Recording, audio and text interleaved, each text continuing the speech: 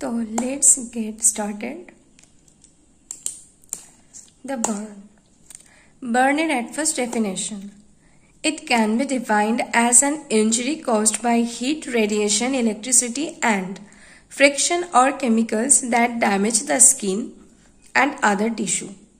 তাহলে যদি বলা হয় বার্ন, বার্নটা কেন হচ্ছে বিভিন্ন কারণে হতে পারে। যেরকম কোনো জায়গা থেকে যদি বেশি হিট হলে সেখানে পুড়ে যেতে পারে, রেডিয়েশন হলে, রেডিয়েশন যে কোনো রকম হতে পারে, সান রেডিয়েশন হতে পারে, তারপরে হচ্ছে বিভিন্ন ধরনের নিউক্লিয়ার অ্যাটাক বা বম, সেখান থেকেও রেডিয়েশন আসতে পারে, ইলেকট্রিসিটি, ফ্রিকশন হতে পারে, কোনো কার অ্যাক্সিডেন্ট হলো সেখান থেকে হতে পারে, কেমিক্যালস, কোনো পয়জনাস সাবস্টেন্স যদি আমাদের বডি সারফেসের লাগে তাহলে সেখান থেকে কোনো একটা সেন্সেশন, একটা জ্বালা পোড়া টাইপের বা সেখানে পুড়ে যেতে পারে। তারপরে কি হচ্ছে কজ, কি কি কারণে হতে পারে। Thermal burn. থার্মাল মানে হচ্ছে গরম কোনো জিনিস বা গরম কোনো লিকুইড বা অবজেক্ট যদি আমাদের বডি সারফেস বা টিস্যুর সঙ্গে যদি কন্ট্যাক্ট হয় তাহলে সেখানে আমরা একটা সেন্সেশন পাই, যে একটা কোনো একটা কিছু সেন্সেশন হচ্ছে গরম গরম সেন্সেশন পাই, এইবার তার ফলে সেখানে পুড়ে যেতে পারে। Chemical burn, H2SO4 PbNO3। Electrical burn, electrical shock, কেউ যদি কারেন্টের শক টক খায় তাহলে সেখানে পুড়ে যেতে পারে অথবা সে মারা যেতে পারে। রেডিয়েশন হতে পারে ইউভি রেজ, সানরেজ। ইনহেলেশন হচ্ছে কেমিক্যাল অ্যান্ড পয়জনাস সাবস্টেন্স, মানে যখন কেউ ধরো এমন একটা এনভায়রনমেন্টে আছে যে যেখানে পলিউশন, মানে পলিউটেড এনভায়রনমেন্ট টোটালি, আর সেখানের মানে এমনই এয়ারের সঙ্গে কিছু কেমিক্যালস মিশে আছে যেগুলো আমরা যখনই ইনহেল করব সেখানের এয়ার, আমরা সেটার কি হবে, আমাদের ভেতরে একটা বার্নিং সেন্সেশন হবে। তারপর হচ্ছে কোল্ড অবজেক্ট যদি টাচ হয় তাহলেও একটু বার্ন ফিল হয়।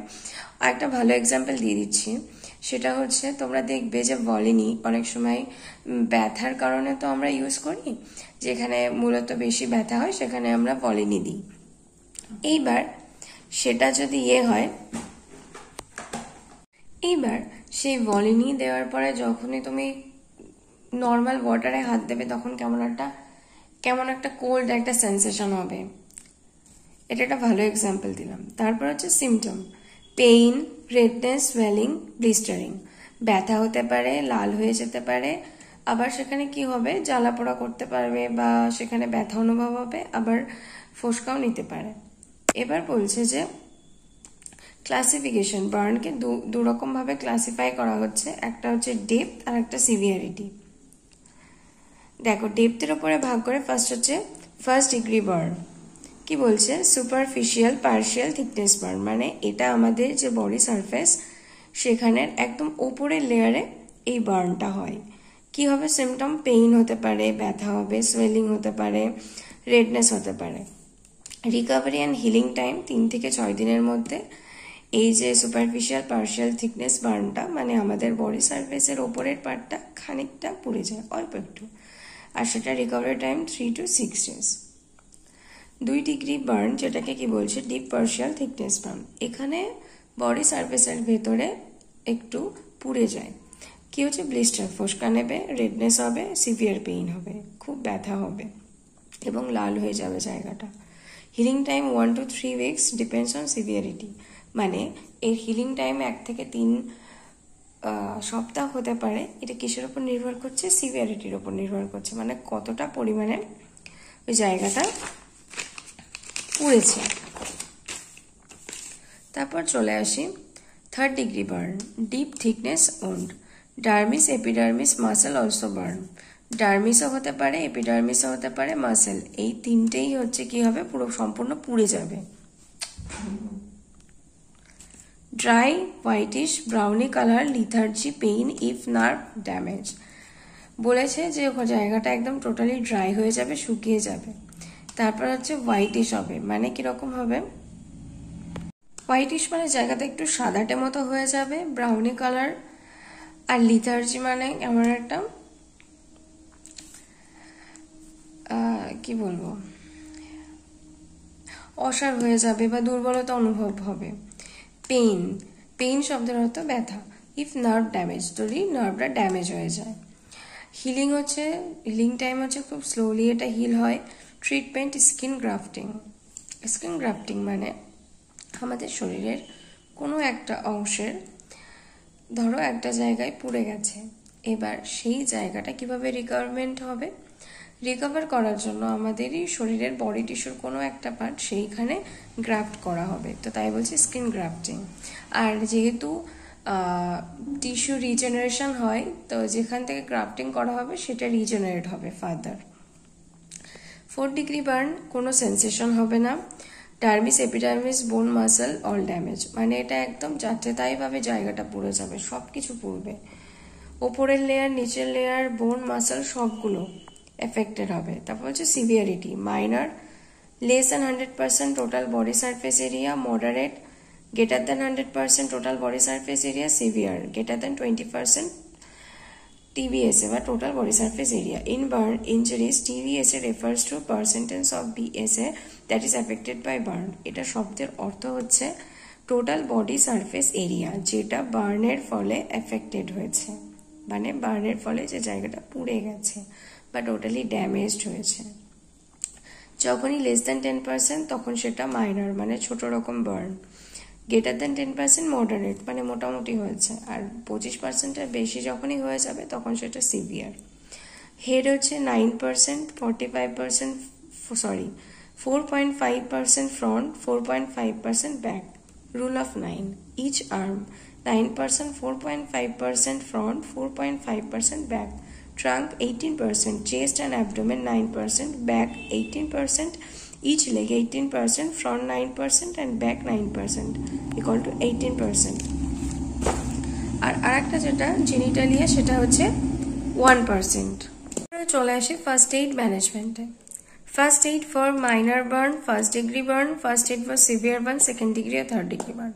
Immediate arrangement of burn, airway, hyperbaric O2 therapy যেখানে প্রেশার চেম্বার আছে, অক্সিজেন 100% দেওয়া হচ্ছে একটা পেশেন্টকে, gangrene patient, fluid management Parkland formula 4 ml per kg, weight kg into 1% of TBSA, 4 into 750 mode, 1400 ml, 1/2 in 8 hour, 1/2 in 16 hour. Wound care, antimicrobial tropical agent. প্রথমেই বলবো যে airway ম্যানেজমেন্টটা কি। Airway management in burn patient, especially those which upper airway involvement requires careful and often individual approach.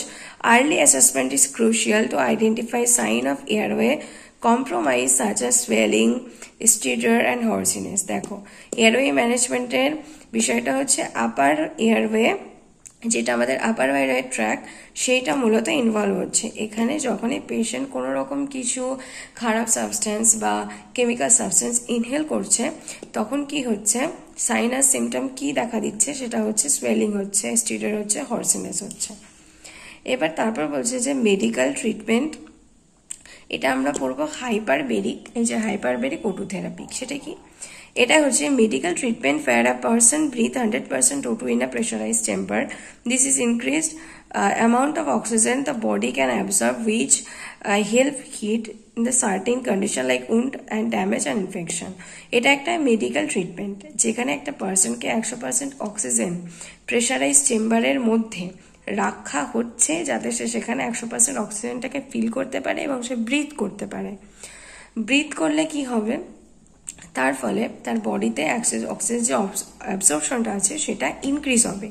Increase হওয়ার ফলে সে বিভিন্ন ধরনের condition থেকে hill করতে পারবে, যেরকম উন্ড, তারপর ড্যামেজ অফ ইনফেকশন, এগুলোর থেকে সে কি হবে, ভালো তাড়াতাড়ি সুস্থ হয়ে যেতে পারবে। তারপরে আমরা যাচ্ছি উন্ডের, যেটা ছিল ট্রপিক্যাল অ্যান্টি microbial agent, যেগুলো substance applied directly to skin or inhibit growth of microorganisms like bacteria, fungi, virus. They are used various purposes, treating skin infection, preserving infection, managing the wound.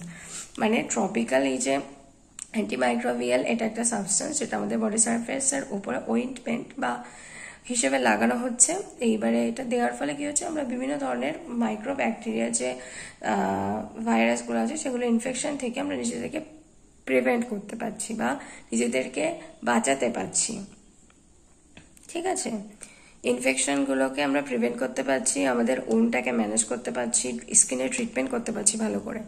বলছে involves dynamic and individual approach to maintain adequate tissue perfusion and prevent the complication like burn shock and pulmonary edema। দেখো যখনই একটা মানুষের, এটা আমরা কিসের মধ্যে পড়ছি, এটা ফ্লুইড ম্যানেজমেন্টের মধ্যে পড়বো। বলছি ইট ইনভলভস ডাইনামিক, গতিশীল and individual approach to maintain adequate, যখন একটা মানুষের টিস্যু পারফিউশন হয় বা বিভিন্ন ধরনের কমপ্লিকেশন প্রিভেন্ট করার জন্য এই ম্যানেজমেন্টটা নেওয়া হয়, ঠিক আছে। বার্ন থেকে যদি শক হয়ে যায় বা পালমোনারি ইডিমা করার যদি হয়, ইডিমা বলতে কোনো একটা জায়গায় ব্লাড ভেসেলস ভেতরের বা টিস্যু রাপচার হচ্ছে, সেখানে কি হচ্ছে, ফ্লুইড অ্যাকুমুলেশন হচ্ছে, মানে জল জমছে, এর ফলে ইডিমা দেখা দিচ্ছে, ঠিক আছে। এগুলো কি ম্যানেজমেন্টের মধ্যে পড়লো, immediate management. Thanks for watching my video.